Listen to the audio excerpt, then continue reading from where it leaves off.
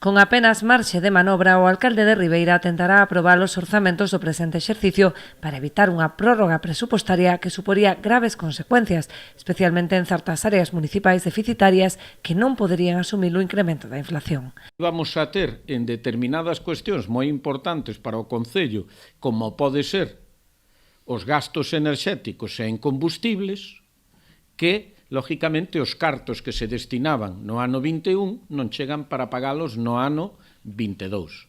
E, aparte deso, hai dúas importantes acordos que necesitan o seu respaldo presupuestario. Un é o acordo que fai o Consello de Ministros obligándonos a poñerlle aos funcionarios un 1,5% máis do seu salario, que non ten consignación presupuestaria, e, por outra parte, todo o que son os acordos de a RPT, convenio colectivo e a carreira profesional. O alcalde xa mantivo conversas co BNG, co fin de lograr, polo menos, a súa abstención antes do próximo martes, data límite para aprobar os orzamentos. Mentres tanto, convocou un pleno para este luns no que se debaterá un suplemento de crédito por importe próximo ao 1 millón de euros, correspondente aos tributos do Estado.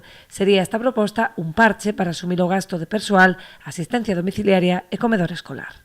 E o que vamos a propoñer ao pleno, basicamente deste lunes, é que eso se dedique basicamente a personal, solo chegaría para incrementar o gasto do que significa o servicio de atención domiciliaria e comedor escolar, e prácticamente con eso xa non chegaría para nada máis que para pagar en determinados servicios o que é o combustible e a electricidade. Aínda así, dende o Goberno aspiran a chegar antes a acordo cos nacionalistas, o que suporía a retirada deste punto e a inclusión por vía de urxencia da proposta orzamentaria. Se hai algún acordo, pois tería que ser basicamente para incluir no pleno do lunes por urgencia, pero volvo a repetir,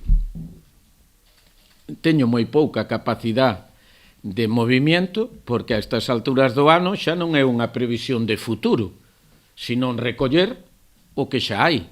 E a todo isto, obras tan importantes, as mellor valoradas de Galicia como o PIREP, quedaron sin financiación. Financiación que teremos que buscar a partir do mes de xaneiro.